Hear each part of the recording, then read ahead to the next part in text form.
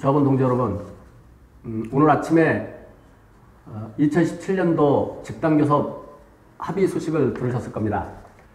그날 큰 틀의 잠정 합의가 이루어지고 나서 지난 4일 동안 정회와 휴회를 반복해가면서 교섭이, 세부적인 사항에 대한 교섭이 이어졌습니다. 그리고 오늘 새벽 6시에야 잠정 합의문을 작성할 수 있었습니다. 먼저 오늘 새벽에 합의한 잠정 합의서에 대한 설명을 먼저 드리도록 하겠습니다. 첫 번째가 근속수당입니다. 근속수당 합의 첫 번째가 장기 가산금의 명칭을 근속수당으로 변경한다입니다. 우리는 사실 전해련 시절부터 호봉제를 가장 중요한 요구를 해왔습니다. 교육부에서는 호봉제를 피하기 위해서 장기근속 가산금이 실시됐습니다. 그리고 4년 차부터 적용을 하기 시작했습니다. 그리고 이번 합의서에서 장기근무 가산금이 아닌 근속수당으로 명칭이 변경되었습니다. 자, 두 번째 합의 내용입니다. 급가는 현행 2만 원에서 1만 원 인상된 3만 원으로 한다. 그동안 우리의 요구는 급간 5만 원을 요구해 왔습니다. 공무원들이 호봉제가 약 5만 원 정도 되기 때문입니다. 그러나 5만 원을 한꺼번에 달성하기에는 예산 규모가 너무 크기 때문에 올해는 3만 원 정도를 만드는 것을 목표로 설정했습니다.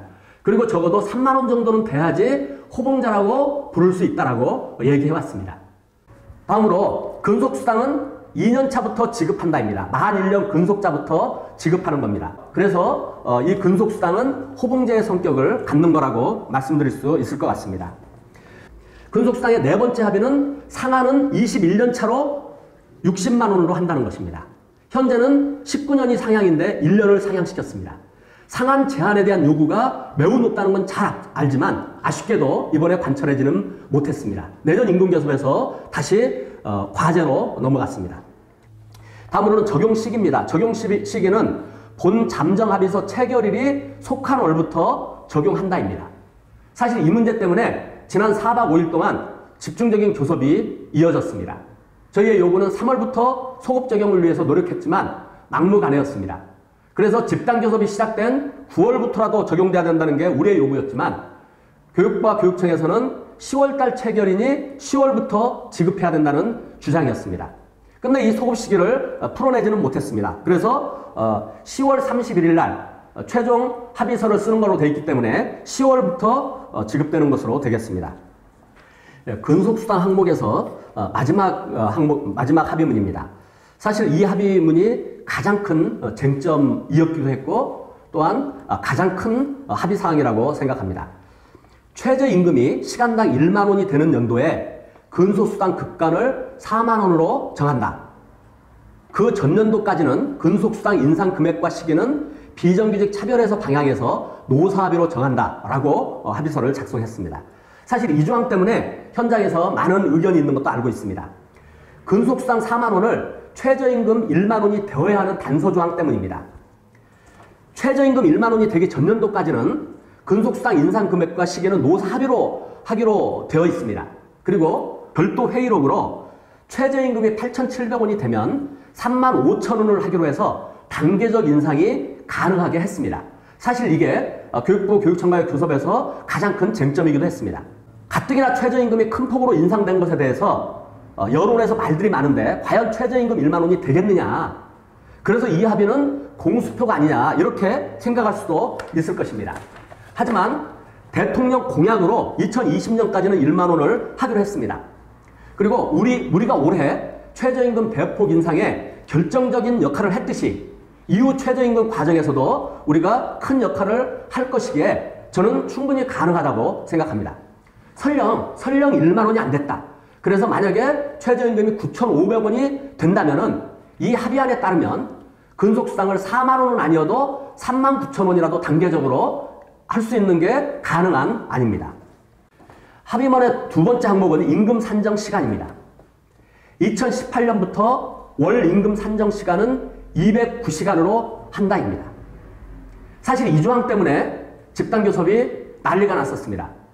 2017년도 집단교섭의 절차 합의에서 근속수당을 중심으로 한 임금 인상 문제만 다루고 209시간 관련해서는 2018년도 임금교섭에서 다룰지 말 것인지를 협의해야 된다는 게 노동조합 측의 일관된 주장이었습니다.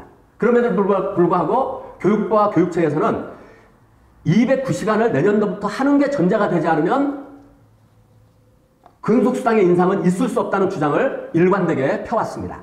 그런데 이 209시간이 되면은 우리의 임금이 최저임금 수준으로 깎이는 것이라고 생각하시는 분들이 많은 것 같습니다. 그렇지 않습니다. 우리의 현재 기본급은 그대로 유지됩니다. 이 항목과 관련돼서 상세한 설명은 카페에 충분히 올려놨습니다.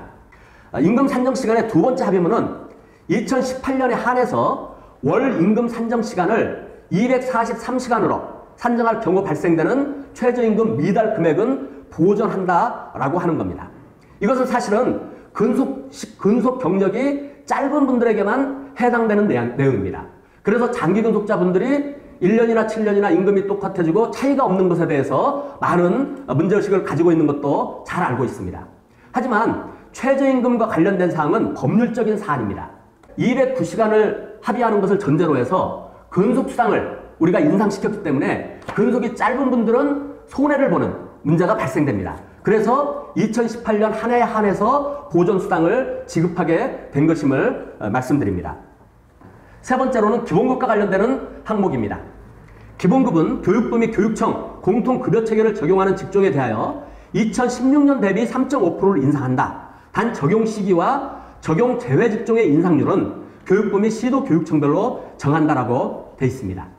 현재 진행되는 임금교섭이 2017년도 임금교섭이기 때문에 2017년 기본급 대비 3.5%를 인상한다는 얘기입니다. 그리고 적용 제외 직종에 대해서는 지역별 교섭에서 다룬다라고 하는 내용입니다. 이제 집단교섭이 합의되고 나면 곧바로 지역청별로 이런 기본급에 대한 교섭이 이루어질 것입니다. 명절 휴가비는 연 100만 원으로 하되 적용 시기는 시도교육청별로 정한다라고 하는 겁니다. 별도 설명드리지 않겠습니다. 다섯 번째로 정기상여금입니다. 정기상여금은 연 60만 원으로 하되 적용 시기는 시도교육청별로 정한다. 단 60만 원 이상을 지급하는 시도교육청은 현행 기준에 따른다라고 하고 있습니다. 60만 원 미만인 지역은 60만 원까지 인상되는 겁니다. 이 조항은 근속수당 소급을 요구하는 노동조합의 요구를 막판까지 교육청 측이 거절하면서 마지막 절충안으로 내놓은 내용입니다. 따라서 60만 원 현재 정기상여금을 60만 원 이상 받는 지역에는 해당되지 않습니다. 대신에 이 60만 원 이상 받는 지역은 맞춤형 복지 등에서 그 이상을 요구할 수 있도록 요구하는 근거로 활용해야 한다고 생각됩니다. 여섯 번째, 맞춤형 복지입니다. 시도 교육청별로 정하기로 해서 지부 교섭에서 상향되도록 다루어져야 할 것입니다. 향후 일정은 10월 31일 날 본교섭이 있고 협약서가 체결됩니다. 사실 이 본교섭의 체결 날짜를 조금 더 뒤로 미루고 조합원 여러분들께 충분한 설명을 드리는 시간이 필요한 상황임에도 불구하고 11월로 가면 근속수당 인상분이 11월 적용 문제가 걸려있기 때문에 불가피하게 급박하게 진행되는 점을 양해해 주시기 바랍니다. 체결하기 전에 교육공무집본부에서는 전조합원 찬반 투표를 진행해야 됩니다. 교육공무집본부는 임금 인상 요구와 같은 중요한 사항은 전조합원이 참여하는 파업 찬반 투표를 통해서 결정을 해왔습니다. 그런데 이 합의안에 대해서 현장에서 많은 오해가 있고 그리고 실제 이 합의안이 갖는 의미와 성과 부분이 충분히 설명되지 않았기 때문에 사실은 긴급하게 이런 합의문에 대한 설명을 드리고 있는 중입니다. 다음으로는 부칙에 대한 설명을 드리도록 하겠습니다. 부칙 첫 번째는 본 잠정합의서의 적용 대상은 교육부 및 시도교육청별 현행 기준에 따른다라고 되어 있습니다. 현재 시도에서 적용 제외가 되는 직종이 문제입니다. 따라서 지금 위에 합의한 내용이 아닌 나머지 사안들에 대해서는 지부에서 교섭 의제로 적용 대상이 되도록 하는 노력을 적극 기울여야 될 것입니다. 두 번째로 본 잠정 합의서에 따라 인상되는 임금 등은 예산 확보 후에 지급한다라고 되어 있습니다. 지역에서는 이미 2017년도 예산은 다 짜여 있는 상태입니다. 그래서 지역별로 추경 예산을 편성해야지, 그래서 예산을 확보해야지 지급할 수 있는 문제가 있기 때문에 이 부칙 조항이 들어가 있습니다. 세 번째로는 임금 산정 시간 변경에 따른 토요일 무급에도 불구하고 방학 중 비근무자가 방학 중 근무하는 경우에 임금 지급 기준은 교육비 및 시도교육청별 현행대로 한다입니다. 이것은 다른 얘기가 아닙니다. 지금 209시간이 개념상으로는 토요일 무급 계산 시기지만 토요일을 무급으로 해서 임금을 줄어들게 하지 않는다는 겁니다. 지금처럼 토요일도 유급으로 인정해서 임금을 현재와 같이 지급한다는 얘기입니다.